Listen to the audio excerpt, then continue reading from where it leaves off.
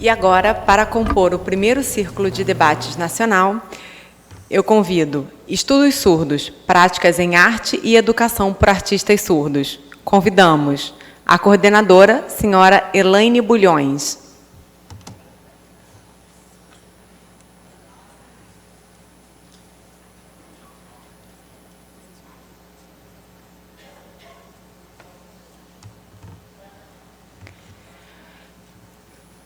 E os debatedores, senhora Caterine Moreira,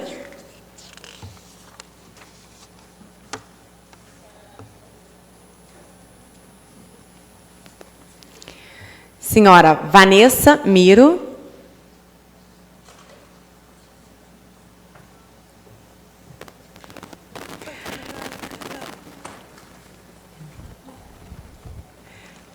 gostaria de pedir que todos que eu estou chamando venham ao palco. Senhor Cristiano José Monteiro.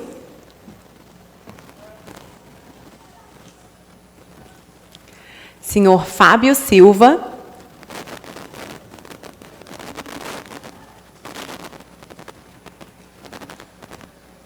Senhor Leonardo Braconot. Senhor Patrick Ramos.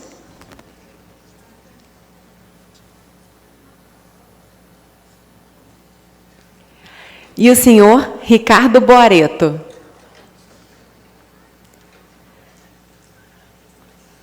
Para se expressar em Libras, a senhora Elaine.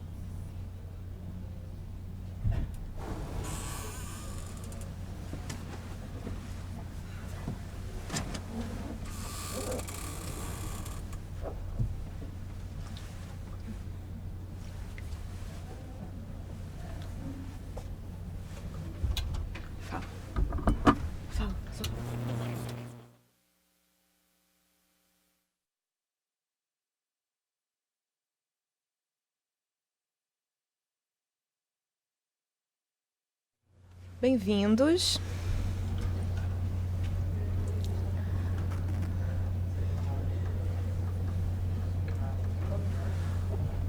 Bom, é que eu vou usar bastante espaço aqui para me expressar, né? Obrigada. Bom, bem-vindos todos os que estão compondo essa mesa, estão aqui presentes para falar de arte, isso é muito interessante. Então, cada um vai apresentar o seu nome e o seu sinal e que recorte sobre a arte cada um vai apresentar, tá bem? O meu sinal é esse.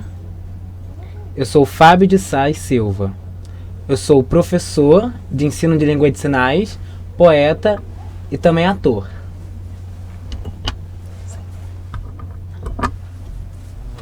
Meu sinal é esse. Eu sou a Caterine Alencar. Sou poeta, performista, atriz, tudo envolvendo a área da arte.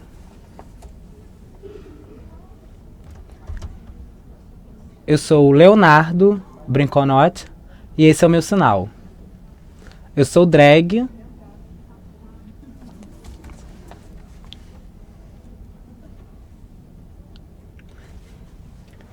Eu sou o Patrick da Silva e esse é o meu sinal. Eu sou ator, poeta e performista. Esse é o meu sinal e eu sou Cristiano José Monteiro. Eu moro em João Pessoa, Recife. Trabalho com literatura, poesia e também na organização de espetáculos teatrais.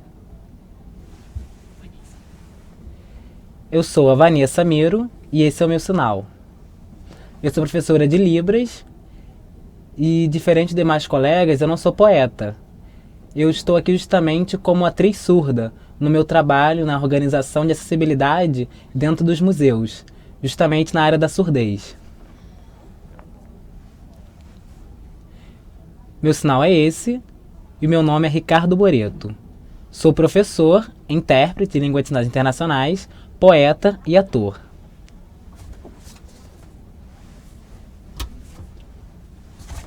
Meu sinal é esse, meu nome é Elaine e eu amo trabalhar com arte, poesia, dança e todas essas manifestações. Desde pequena eu cresci vendo isso e eu fico muito feliz em ver diferentes pessoas surdas trabalhando nisso. Por muitos anos eu fui única, né? E hoje eu vejo surgindo tantas outras pessoas trabalhando com isso. E aí eu já vi pessoas trabalhando com balé, teatro, capoeira, tantas outras manifestações que valorizam, mostram que o surdo tem o seu valor. A arte conectada às redes sociais e a tantas outras e questões culturais. Então eu vou iniciar o debate. Se vocês tiverem vontade de fazer alguma pergunta, vamos interagir, porque é esse o objetivo desse debate.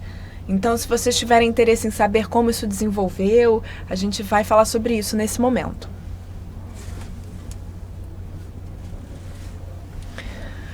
Eu vou fazer uma pergunta e qualquer um de vocês pode querer responder, tá? Fiquem à vontade. Como vocês tiveram vontade e interesse em começar a entrar nessa área da arte, né? Como foi isso para vocês?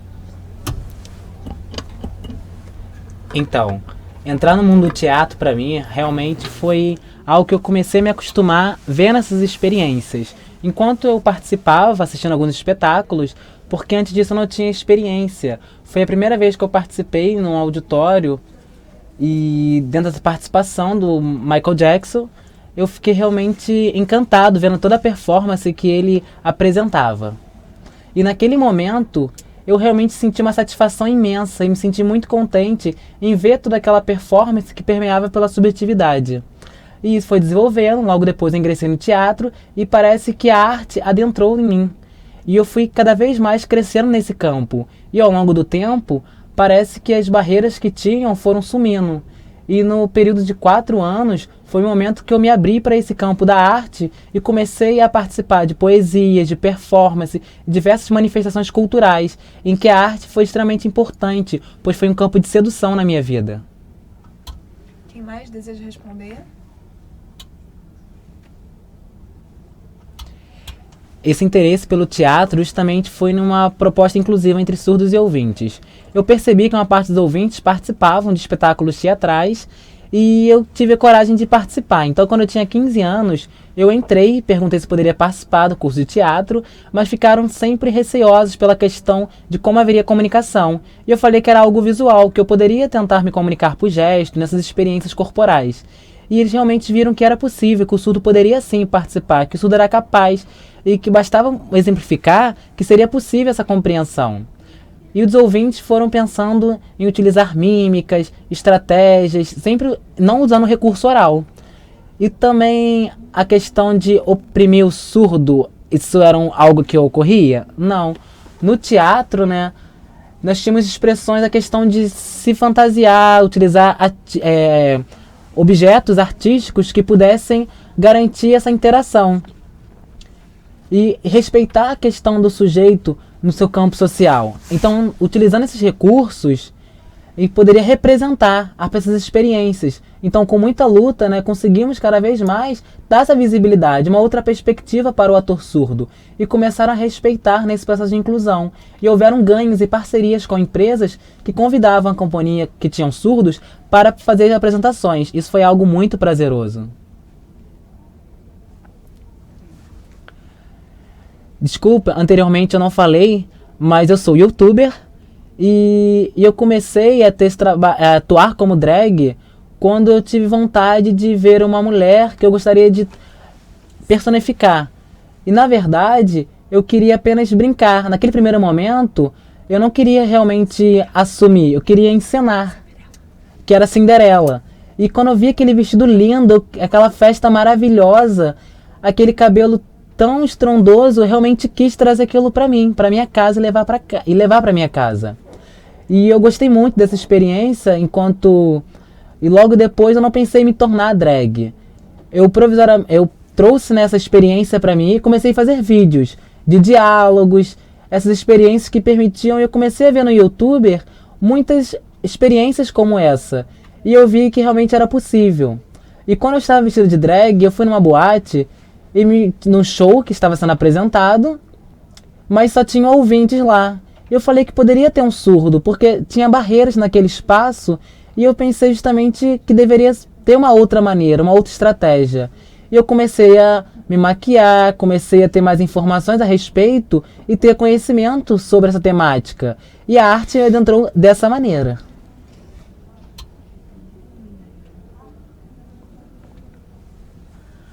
Bom, eu comecei desde pequena, passei muito tempo me dedicando à dança, principalmente ao balé, né? E aí depois tive algumas experiências com teatro, e aí eu já muito nova comecei a ter dificuldades com o português, porque eu participava muito de comunidades ouvintes, e aí eu participei de apresentações de slam,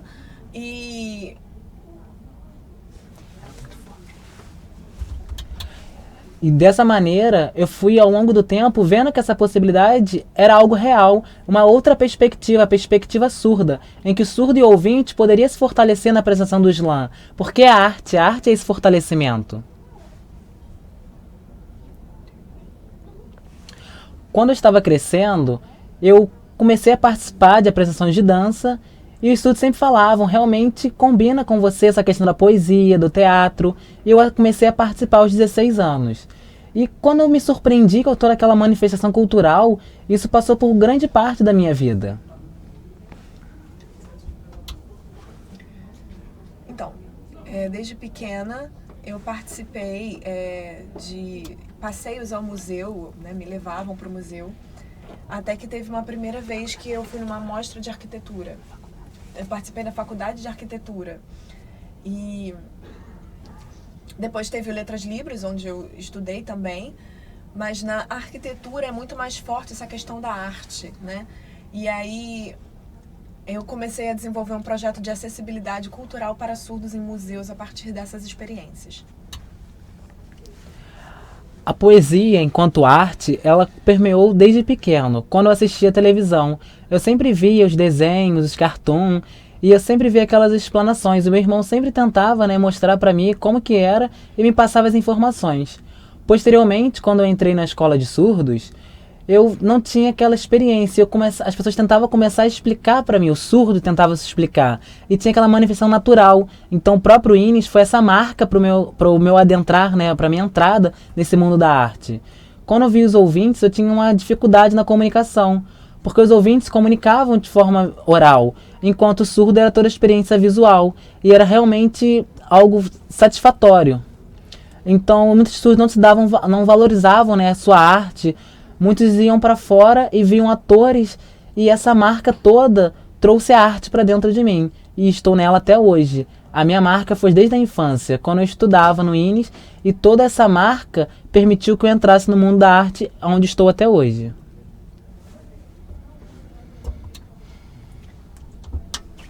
Bom, desde pequena eu via a questão dos saltos nas Olimpíadas e como eram essas competições, e eu via que as pessoas às vezes tinham um corpo bastante atlético, né? E eu ficava pensando, nossa, que esquisito, às vezes isso me incomodava até um pouco, mas com o tempo eu fui vendo que aquilo era uma coisa gostosa, a questão da arte, aquilo que trazia um pouco de paz de espírito, né? E vendo isso, apresentações de jazz, de sapateado e de outras manifestações, eu vi que eram diferentes formas da gente se olhar e que o surdo é capaz de participar de todas essas manifestações. Não existia ainda um grupo só de surdos, né?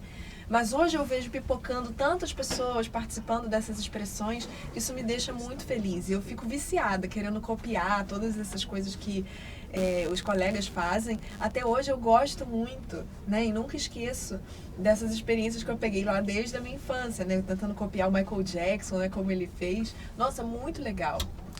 Por isso realmente é importante, né, pensar na questão do movimento. Como que o surdo vai ser pela audição? Não, a experiência é visual. O surdo capta visualmente a corporeidade. Como que o corpo se manifesta a partir dos detalhes visuais que a visão é capaz de trazer.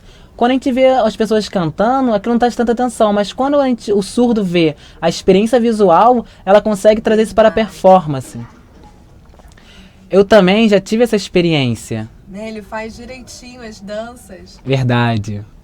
E ele é performático mesmo, né? Fazendo a mímica, assim como o outro colega. Então eu acho muito gostoso de ver, é uma coisa muito animada quando eles fazem essas imitações. Quem mais? Mais alguém trabalha com isso? Nossa, é muito legal. Uma outra pergunta pro rapaz.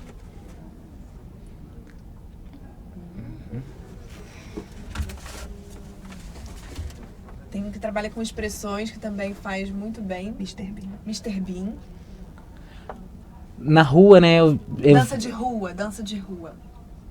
Isso, exatamente. Imitando Michael Jackson. Foi lá que começou, né? Fica de pé, por favor, pro pessoal te ver. Então é como se fosse... Não precisa ouvir, você consegue fazer movimentação corporal a partir dos passos, né? Porque com a dança é possível perceber a partir dos passos. Então, na dança de rua, né? Tem a dança profissional que você tem horas, né, de apresentação. Então, geralmente acontece nos finais de semana, tem concursos... E as pessoas muitas vezes não percebem que eu sou surda, porque eu consigo dançar da mesma maneira. Não tem uma diferença entre surdo e ouvinte. Quando eles descobrem que eu sou surda, eles sempre perguntam, como que você vai participar, por exemplo, na TV? Então sempre me eliminam de algumas possibilidades. Então, porque a minha área é engenharia. Eu sou formada nessa área e eu vejo manifestações artísticas em outro espaço que eu tenho que adentrar. Quando eu vi o slam, eu vi que era um caminho que eu deveria continuar, um caminho da arte, que não poderia morrer. Nossa, isso que ela falou é muito importante. É a questão da opressão, né? Muita gente chega e diz, não pode por ser surdo. Alguém mais quer falar sobre isso? Então, os atores, né, no curso que eu participei, tinha apresentações que os ouvintes sempre falavam, e nessa comunicação não tinha a questão da imagem, da visualidade. Então, sempre querendo manifestar em libras, né? E sempre eu deveria fingir ser um ator ouvinte. Sempre deveria fingir ser ouvinte, tentando falar. Sempre sofria essa questão do bullying. Então, essa prática realmente não era permitida. Então, eu, enquanto surdo, tinha sempre que ficar atrás e várias pessoas na frente. Isso me deixava muito deprimido e eu me sentia realmente oprimido no processo de apresentação. Então, às vezes a pessoa fala, você é surda, não dá, fica pra próxima. Não, depois, mas por que eu conseguia dançar? Dança é com o corpo, eu danço igualzinho a todos os outros, né? Então, às vezes isso acontece, mas cada um tem o seu direito, não é mesmo? Outra experiência de opressão, quem mais? Então, quando eu entrei na companhia de teatro, eu realmente me sentia como o Ricardo Boreto disse.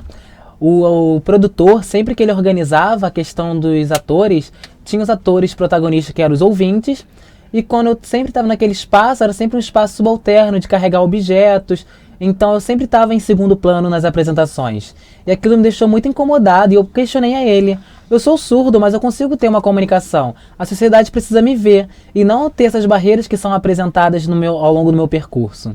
E eu não parei com isso, eu comecei tentando participar, até que eu encontrei um grupo de teatro para cegos que tinha essa acessibilidade para a pessoa cega, surda, e o produtor gostou realmente do meu trabalho, né, e me trouxe. Antes disso, realmente era um espaço de opressão, mas encontrei um caminho.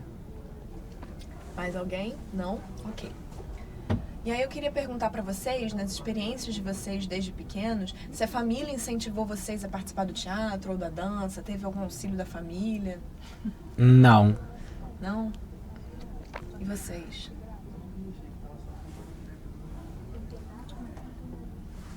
Bom, a dança é alguma coisa que a gente vê quando as pessoas... Por exemplo, tem pessoas que têm professores de dança ou já trabalharam em fono. Eu já fui, mas não a minha família, mas foi alguém que me incentivou a ir, né? Isso aconteceu sim.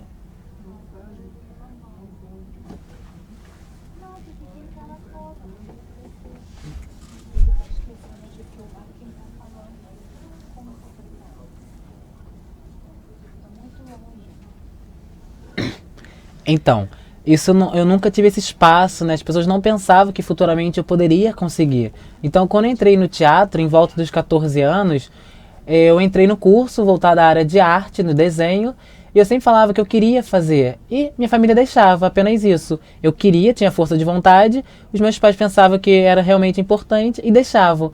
Mas isso não era muito incentivado. Eu, por conta própria, dava os meus passos.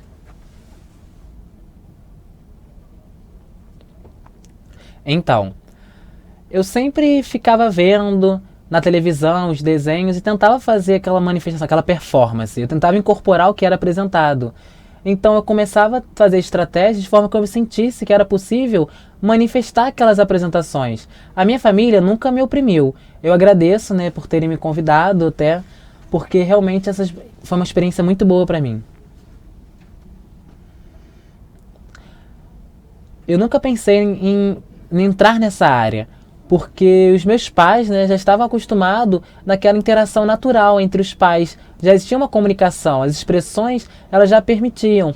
Não era algo voltado porque minha família não tinha informação em pensar que eu poderia profissionalmente atuar nessa área. Em casa, essa realidade não era pensada, porque eles percebiam sim que eu tinha as expressões, que eu tinha alguns dons, e depois tem uma professora que percebeu realmente e me deu esse suporte para que eu pudesse. Ela realmente falou que eu deveria ingressar nessa área, e foi quando me colocaram no curso de teatro e eu consegui seguir a minha carreira, como foi dado anteriormente o exemplo.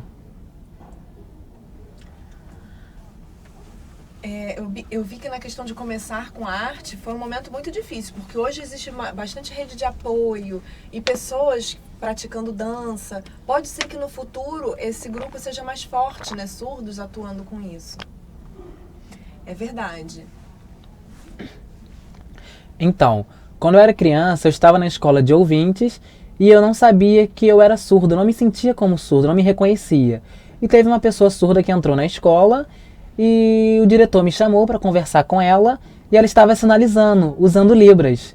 E eu, naquele momento, me deparei com aquela situação e não conhecia. Eu frequentava fono e aprendia muito com isso. E com essa amiga surda, eu tive essa experiência de aprender um pouco mais, porque ela realmente tinha essa questão de trabalhar com a dança, com o sapateado. Então, essas experiências eu pude aprender com ela. E eu conversando com a minha família, eu demonstrei meu interesse de entrar na dança, porque muitos surdos como eu estavam na dança e as pessoas já conheciam. Então a minha avó me levou para esse espaço, né, no qual eu fui muito feliz e fiquei pipocando de alegria, porque quando eu comecei meu aprendizado de língua de sinais, eu agradeço aos surdos, né, porque antes disso eu não sabia língua de sinais. Sorte que eu tive contato e quis conhecer um pouco mais, e isso permitiu que a partir da dança eu aprendesse também língua de sinais e tivesse mais conhecimento. É verdade. Eu desde pequena vi que tinham professores de educação física e também na escola sempre tinham festas onde havia dança, do Dia dos Pais, no Dia das Mães, Natal, algumas apresentações assim, datas comemorativas, que as crianças mesmo ali com 11, 12 anos ensaiavam e faziam uma apresentação ali, singela, mas ensaiada. Então os ouvintes muitas vezes participavam, mas acreditavam na gente. Quem estava à frente do público eram os próprios surdos, né? Nunca ele era o que estava em segundo plano. E a família dos surdos muitas vezes tinham medo. A Elaine vai fazer isso? E pensavam de maneira negativa por eu ser surda. Poxa, não vamos botar ela na frente, não vamos botar um ouvinte, mas ela é surda, como é que vai ser? Eu vi a cara deles pensando, gente, a Elaine tá lá na frente, que vergonha, mostrando para todo mundo que ela é surda. E eu, até que a família entendeu que aquele era um momento feliz, que eles poderiam acreditar em mim. Então, muitas vezes, o que falta é o surdo se mostrar que ele é capaz. Isso muitas vezes não acontece porque as pessoas não têm acesso a Libras, né? Hoje a gente já tem a lei, já tem muitos avanços que nos respaldam nesse sentido. E eu acho que é um caminho sem volta, né? Eu sei que no passado já foram dias muito difíceis, não é mesmo? É verdade. Precisa a gente se mostrar. Tem mais uma pergunta, que é o seguinte. Vocês encontraram muitas barreiras? Vocês já se desenvolveram bastante, mas assim, como em alguns espaços a gente encontra algumas barreiras, nessa área vocês encontraram também? Então, quando eu entrei no slam, o grupo foi convidado a participar do Slam do Corpo. Vocês conhecem, é de São Paulo, o grupo Slam do Corpo me convidou a participar com eles numa equipe de 4 pessoas, eram 2 ouvintes e 2 surdos.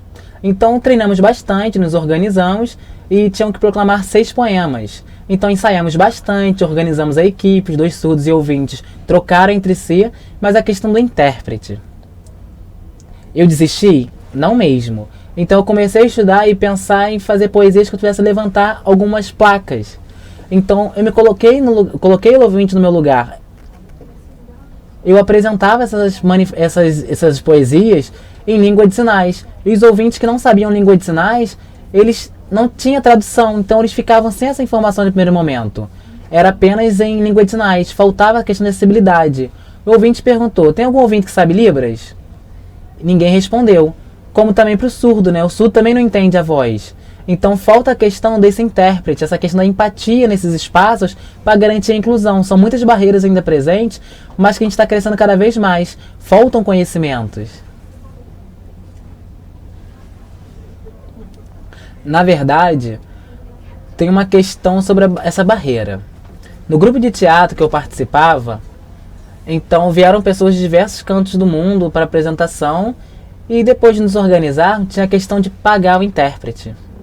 Isso era uma questão muito dificultosa, porque a questão do intérprete era obrigatório que tivesse a presença, mas não tinha o intérprete.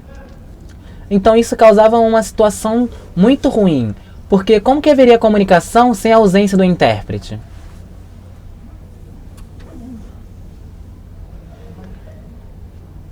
Então, havia uma questão um pouco diferente para mim, que era o seguinte. Eu vi pessoal do visual vernacular apresentando poesias, profissionais já treinados fazendo isso. Mas tinham algumas pessoas que me chamavam e eu ficava muito feliz e eu ia voluntariamente aceitando esses convites. Voluntário, querendo dizer que eu não recebia nada, né? Eu às vezes pagava a minha passagem, então eu perguntava, poxa, outras pessoas eram pagas. Aí depois eu descobri que outras pessoas eram pagas quanto à hospedagem, essas coisas, e eu não. E isso começou a ser uma barreira muito grande e que desestimulou bastante, porque eu aceitava aqueles convites, significava que eu aceitava esse tipo de barreira.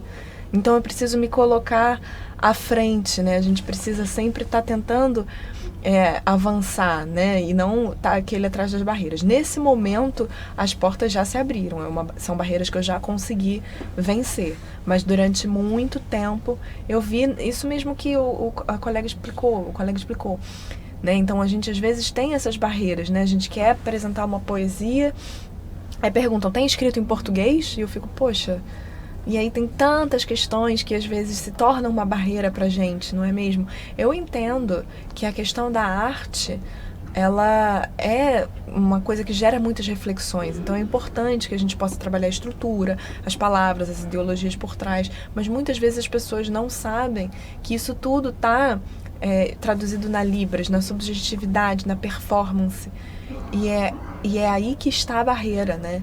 Não em mim, eu tô bem, eu ando, eu tô tranquilo. Mas muitas vezes o intérprete que tem essa barreira fala, poxa, não temos intérprete, aí isso passa a ser uma barreira e eu não posso me apresentar. Porque eu tô aqui, eu posso me apresentar, eu posso ir, eu posso fazer as coisas. Mas é o mundo que tem essas barreiras, então é o mundo que precisa se abrir para essa área nova. E aí vai ser muito melhor da gente transitar. Nesse momento, estamos num momento melhor, né? Vamos dizer que 90%.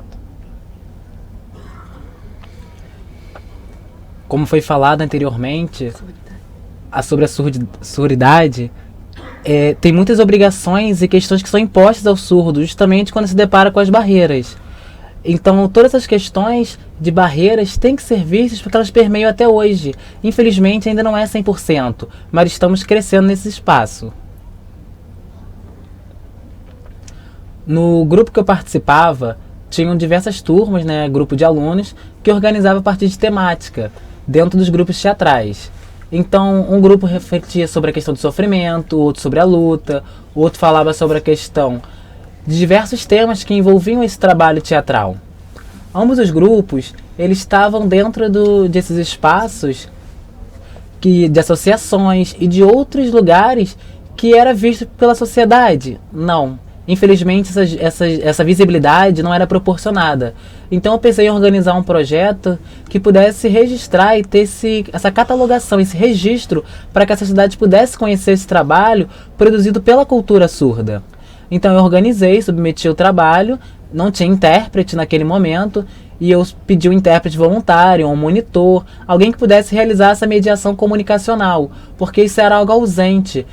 Então eu chamei alguns alunos e tive a ideia de tentar encontrar um grupo de um outro estado, de Recife, que pudesse fazer essa parceria, porque era um grupo que trabalhava com pessoas com deficiência. Então eu mandei um e-mail, né, para que pudesse tentar que o edital fosse aprovado, e felizmente houve aprovação.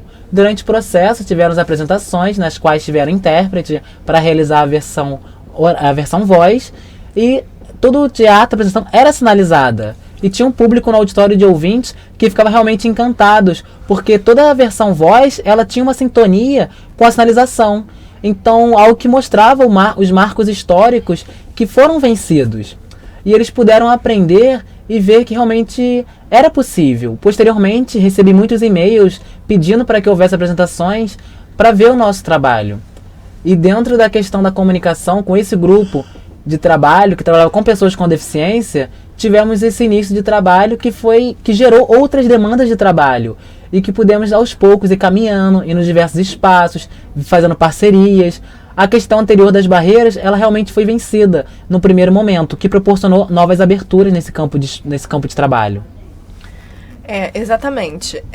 Falando sobre isso ainda, tem muitos ouvintes que não têm esse olhar para o surdo, né? As pessoas explicam muitas coisas e às vezes eu fico pensando, poxa, acho que não dá, não é possível. E às vezes você diz, não, olha, preste atenção, é possível, vamos marcar. E aí o ouvinte vê, é possível? Então vamos ver como, vamos fazer um teatro. Se você tem esse olhar, você vê que sim, é possível. Então muitas vezes você submete a sua proposta a diversos espaços e a resposta é sempre negativa. No âmbito da deficiência você consegue mostrar. E aí foi onde eu comecei, as pessoas às vezes começam, e aí as pessoas começam a se abrir e olhar para a proposta, né? Porque nós surdos, em nós não há barreiras, a barreira está no outro, no ouvinte que diz, não, você não pode, quando você bate na porta e a porta está fechada. Então quando você abre uma brecha, você diz, olha, a gente pode tomar um café, a gente pode namorar, a gente pode se abrir, a gente pode conviver, né? Assim como ele falou. Realmente, complementando a fala, então, tem a coisa positiva e a negativa, né? A positiva é a questão da luta, de não desistir, de mostrar, mesmo sem intérprete, mesmo num lugar que digam que não pode, você se mostrar, botar a sua cara mesmo, né? Dizer que você é capaz igual ao ouvinte, né? E o negativo é que a gente muitas vezes sofre um prejuízo com isso, mas a gente segue lutando e não desiste, porque senão a gente vai recuar e vai aceitar a perda. Então a gente luta até quebrar todas essas barreiras, para sempre isso. Realmente, como ela disse anteriormente, a questão do surdo é sempre um ativismo, sempre uma luta. Porque na comunidade ouvinte, nós temos que pensar em participar sim, mas também temos que pensar nas produções artísticas e apresentações oriundas da comunidade surda. Quando temos barreira na questão da comunidade ouvinte, nós não podemos deixar de lado, temos que também ver as produções culturais que são feitas pela comunidade surda e ver o que pode ser feito em cada espaço, ver que o surdo é capaz e que é possível também pensar numa proposta inclusiva, em que surdos e ouvintes possam mostrar a sua arte, porque muitas das vezes o ouvinte não vê o que as produções surdas, mas elas existem. Então, quando eu ingressei no curso na questão desse concurso, eu fui participar desse concurso, mas não precisava cantar, oralizar. Era apenas as regras previstas, falava que eu tinha que fazer um som. E eu pensei, como que eu, surdo, poderia produzir essa produção musical? Então eu fiquei, no primeiro momento, né, pensando, conversei com a minha mãe e falei que o meu sonho era entrar nesse curso, era poder participar dessa competição. Então eu tive, nesse primeiro momento, não pude participar nesse curso de modelo. Então eu comecei a conversar e ela me mostrou que realmente é possível, que com força de vontade eu poderia. Foi o que a mãe me apresentou, falou que eu poderia produzir isso em língua de sinais. Eu falei, como é que eu vou apresentar uma música? É muito difícil, não dá, é impossível. Ela falou assim, não, se esforça que você dá conta. E ela me deu uma música que ela escolheu junto comigo, uma música da Xuxa. Não lembro bem o nome. Qual é o nome? Ai, eu esqueci o nome. Ai, não lembro bem. Alguém pode me ajudar o nome da música? Isso mesmo. Lua de Cristal. Isso, Lua de Cristal.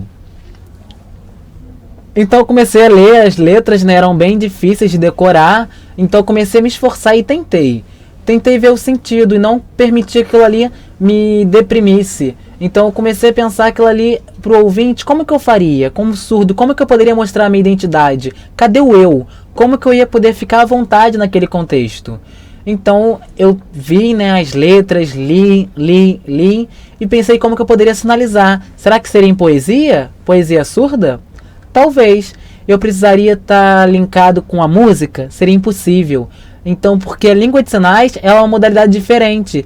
Teria que ter a poesia voltada para os olhos da língua de sinais. E eu comecei a sentir aquilo ali e apresentar o sentido claro. Porque se eu seguisse o português, não ia ser claro para os surdos. Então eu escolhi esses caminhos, esses dois caminhos. Então quando o público ouvinte estava ali, eu fiz esse sacrifício de memorizar, aprender a letra e depois eu chamei uma amiga minha, Rosana, e ela é poeta, ela sabe a respeito dessas adaptações e ela me apresentou, né, algumas partes, o que era possível e o que não era possível seguir na língua portuguesa. Quais estruturas deveriam ser mais adequadas, o que seria mais gostoso, a prosódia seria mais prazerosa para o ouvinte também. Então ela me ensinou e eu pude aprender como sinalizar essas frases. Então eu não tinha intérprete naquele momento, então eu sempre fiquei na dependência novamente.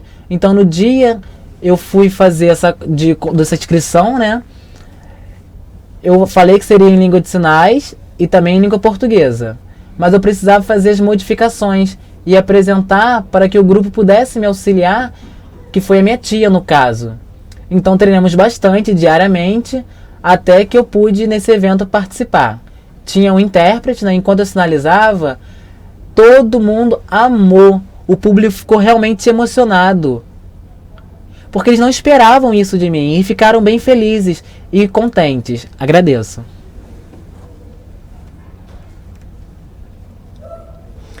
Então, sobre isso, complementando o que ele falou sobre arte, acho muito importante que as pessoas, tanto as crianças quanto os adultos, né, há muitos surdos que se expressam através da poesia e da música. Então eu vejo que não é uma coisa que a gente vá seguir o português para fazer. São coisas que a gente vai fazendo quando a gente se expressa assim, dessa maneira, fazendo sinais assim de maneira que chamem atenção. Muitas vezes as pessoas não entendem e param de olhar, perdem o contato visual e isso é bastante desestimulador. Mas eu vejo que é uma marca do surdo, principalmente na Europa, quando as pessoas fazem assim, ou quando as pessoas fazem outros movimentos assim mais bruscos, ritmados, sabe? E chamam a atenção das pessoas. E eu olhei isso e falei, nossa, como ele consegue? Então eu conversei com algumas pessoas, marquei com alguns amigos, da gente tentar fazer uma música, alguma poesia que captasse isso, que entrasse no coração das pessoas, né? Que não fosse algo que as pessoas dissessem, não entendo, vou prestar atenção em outra coisa. Mas que não gerasse uma relação de dependência, que isso fosse deixado para lá. Que eu dissesse, olha, eu não preciso de intérprete e eu vou fazer a minha apresentação. Mas isso é uma questão de minoria, né? Eu sei que tem muitas pessoas que vão dizer assim, eu não entendo, deixa para lá. Porque elas querem ouvir, né? O que se ouve parece mais gostoso, mais forte para o ouvinte. Então eu sei que eu posso tentar gritar, e aí eu vou chamar a atenção de muita gente, né? Mas se eu não falar nada, às vezes as pessoas dizem, tô com sono. Infelizmente, né? Isso acontece.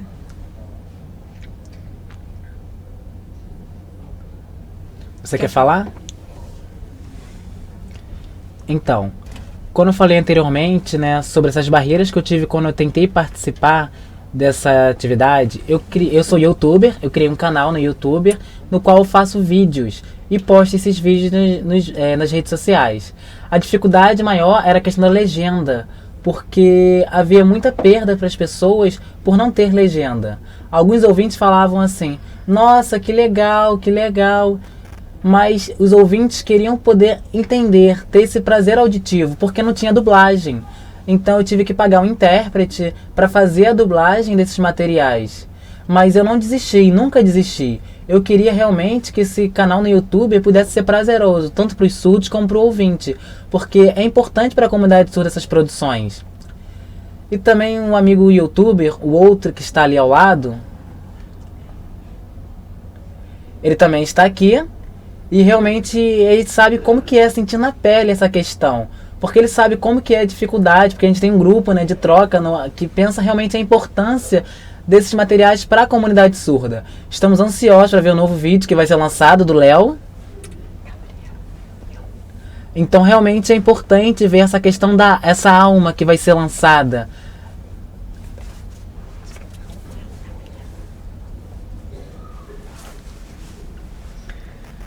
O pessoal vai ser mostrado no YouTube, né? Vai ter uma apresentação sobre isso depois também.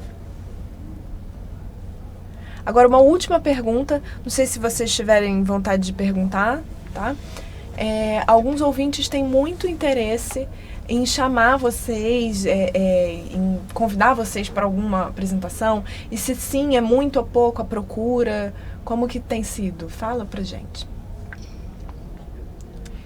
Então, eu comecei primeiramente a organizar esse projeto de acessibilidade e comecei a apresentar. E muitas pessoas tiveram interesse e pediram que houvessem parcerias. Mas o museu primeiramente não aceitou realizar essa parceria, porque primeiramente não tinha verba. E os museus que aceitavam a parceria, eles começaram a aceitar e nos convidar para participar. Então há interesse sim do público. Por exemplo, no mar, temos temos o Museu de Arte do Rio, temos também o Museu Nacional, aquele que foi incendiado. Então tem sim interesse por parte dos dispositivos culturais. Mas são alguns espaços, que são poucos ainda. Estamos tentando começar esse trabalho. Alguns já estão iniciando esse trabalho de acessibilidade, outros ainda não. Eu lembro, né, que eu estava falando a respeito desse encontro com esse grupo de Recife. E eu mandei para eles esse material que tinha essa temática, os 2 grupos que poderia ser apresentado. E tinha um público vasto, né, vendo a sinalização do espetáculo e realmente ficaram encantados, porque eles viram que o surdo era capaz de atuar profissionalmente na arte. E nessas produções que eram vistas, por exemplo, a Saraiva, uma empresa de uma livraria. Então realmente haviam grupos realmente interessados, pedindo que apresentássemos as nossas poesias e os materiais artísticos, como as ilustrações produzidas por alunos, saberes surdos, saberes visuais, que permeavam a arte nas suas diversas manifestações, com apresentações de quadros e demais outras. Fomos realmente convidados. Então pudemos cada vez mais expandir a questão da acessibilidade e fomos convidados a estar atuando. Antes era uma barreira, hoje já há muito mais convite nessa área.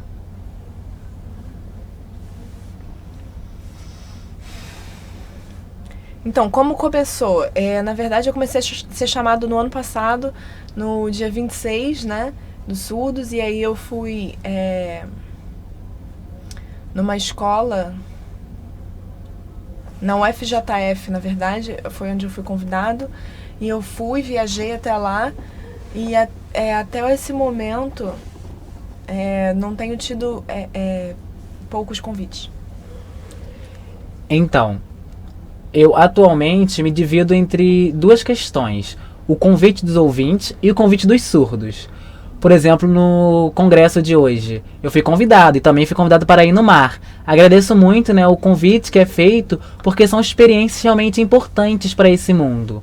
Os ouvintes também me convidam bastante para participar de atividades enquanto representante da comunidade surda. Em palestras, por exemplo, LGBT, que vai acontecer em São Paulo. Desculpa, soletrei errado.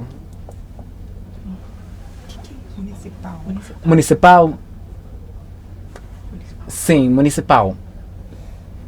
Lá em São Paulo, o município me convidou para que eu pudesse apresentar para a comunidade surda na questão da Semana da Pessoa com Deficiência, mostrando a questão da comunidade LGBT. E também o intérprete de São Paulo, que o sinal dele é esse, ele também me convidou.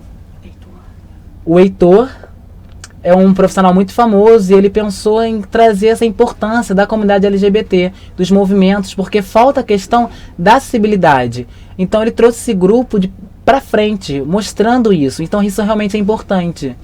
E quando eu vim aqui no Rio, me chamaram para falar para vocês, para esse público, eu fiquei realmente emocionado, porque é importante mostrar a questão da Jaca, que está bem ali. estava participando também e falando realmente sobre esse papel, sobre as novidades, essa importância que tem e esse amor que no final ele falou a respeito do surdo. Então realmente fiquei muito emocionado. Isso foi realmente muito forte.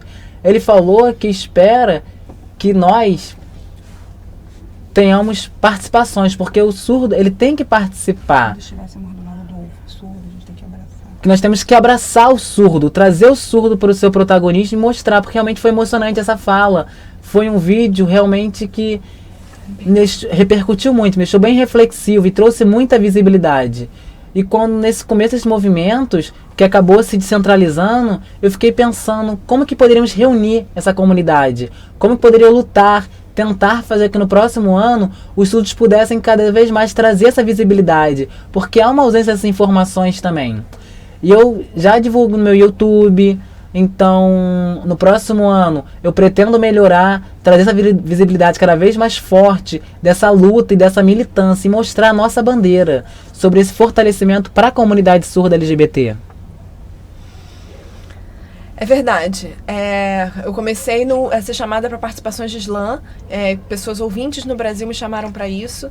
E muitas vezes da comunidade ouvinte, né? Pessoas que falavam, vamos participar ou de alguma apresentação na televisão, ou alguma apresentação. E eu comecei a ser chamada. E também, vocês conhecem esse grupo?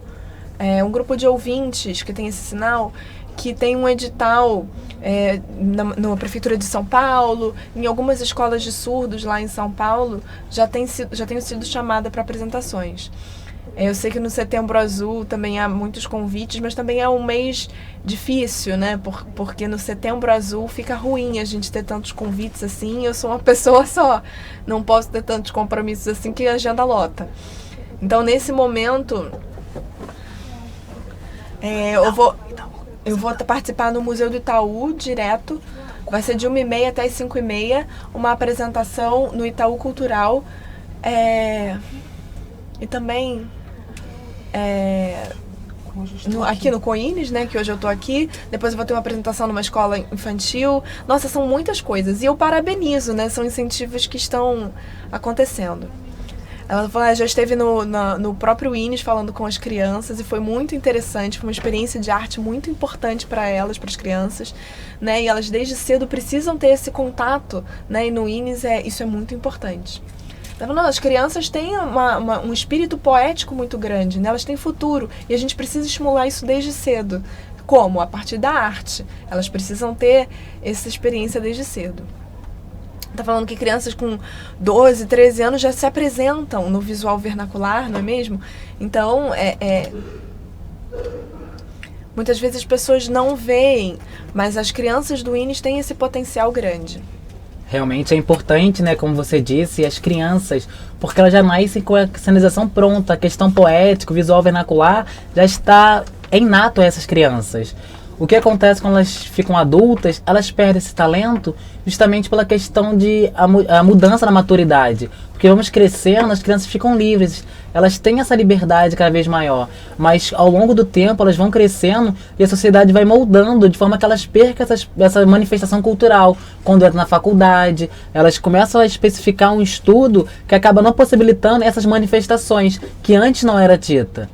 Então temos que quebrar esses paradigmas, porque quando eu era criança, nossa, eu sinalizava de uma forma, eu sentia realmente atraído, ouvia muitas apresentações, a questão de teatro e muitos outros espetáculos, e eu tentava sempre copiar, né, aqueles classificadores, aquelas descrições imagéticas, tudo aquilo ali eu realmente conseguia transpor com muita facilidade. As crianças realmente são capazes, mas temos que oferecer a elas, para que elas possam refletir sobre a arte e manifestar, né, de forma cada vez mais singular e particular. Realmente, isso ajuda muito no processo psicológico. Então, antes, quando ingressei na escola regular, eu tinha começado nesse trabalho profissional, mas nesse momento eu comecei em 2016, eu comecei a ver o YouTuber, né, esses canais que tinham do YouTuber, como dos surdos. Nossa, realmente eu vi crescendo cada vez mais. Eu comecei a apoiá-los e sempre ter essa rede de colaboração, porque naquele momento, lá em São Paulo, tinha alguns intérpretes que já apoiavam o meu trabalho, apoiavam o Léo, e via essa questão da poesia. E você falou assim, vamos chamá-lo. E quando me chamaram para atuar profissionalmente, eu realmente fiquei encantado. Lá no Itaú Cultural, foi a primeira vez que eu fui convidado e participei, e foi profissionalmente. Os estúdios sempre me chamaram e falaram assim, nossa, você vai ficar vaidoso, hein? E mostrei que na hora a questão do orgulho, da questão de mostrar. No Instagram já coloquei algumas fotos, né? Publiquei alguns materiais mostrando as apresentações. Vamos conversar sobre surdo? Era um stand bem engraçado, né? Que era colocado na frente do Itaú Cultural para as pessoas verem. E elas passavam na rua, os ouvintes, não, os surdos. E sentavam, eu mostrava que eu era surdo, que eu não era ouvinte. E realmente era maravilhoso. Elas tinham uma dificuldade de comunicar, mas tinha a presença do intérprete que possibilitava essa comunicação, e elas realmente se sentiam emocionadas, até mesmo quando eu apresentava em visual vernacular. Elas realmente começaram a sentir. Foi a primeira vez que profissionalmente eu estava naquele espaço, me senti insegura em primeiro momento, mas depois consegui essa segurança para mostrar o meu trabalho e mostrar que realmente eu era capaz. A poesia, eu escolhi 4 e apresentei naquele momento em torno de 3 a 4 minutos. Nós dois ficamos revezando, né? E apresentando esses trabalhos, as nossas manifestações. Os ouvintes que transitavam naquele espaço davam bastante visibilidade ao nosso trabalho e realmente sinalizavam, mostrando a poesia, e realmente foi maravilhoso. E a questão do mês, né, de Setembro Azul, tem essa visibilidade maior, tem o Coines, tem o evento dos museus, diversas atividades voltadas a esse mês. E realmente a agenda está lotada, mas eu espero que continue assim. Mas outubro não pode sumir. Nós não podemos ficar num ciclo vicioso de atividades apenas em setembro. Temos que pensar em atividades que possam acontecer ao longo do ano. Eu, outra pessoa, vocês podem convidar todas as pessoas, não precisa ficar restrita a uma única pessoa. Temos várias pessoas aqui que podem mostrar o seu trabalho também. Não podemos ficar presos num nome, temos que rodar, temos que criar essa rotatividade de pessoas, uma circulação de manifestações que podem acontecer. Obrigado.